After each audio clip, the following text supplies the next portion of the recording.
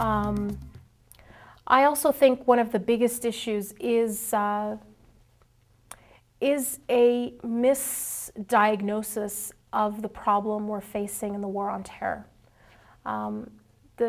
What I read in the paper is that this war on terror, this whole campaign to fight terrorism is really characterized as Cold War II, a battle of ideologies, and our president says that all the time, that this is the defining battle in our century of two ideologies.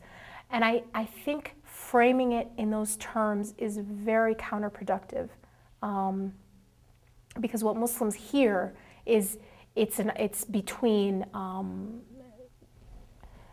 the West and Islam. What are the two ideologies?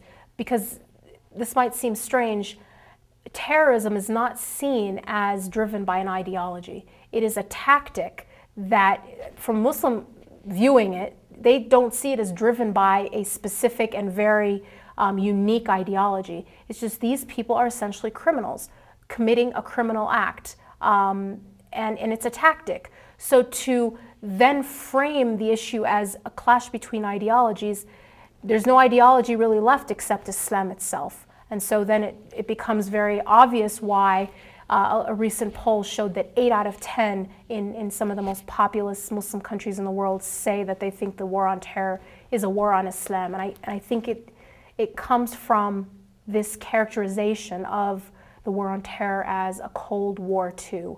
Whereas if it can instead be framed as a war against a criminal act, and where terrorists are more thought of as criminals than framed as almost evil heroes, it would help counterterrorism and our ability to have more traction in the Muslim world, since Muslims and Americans actually agree in their rejection of terrorism, but yet this common ground lacks traction because of this misframing of the struggle.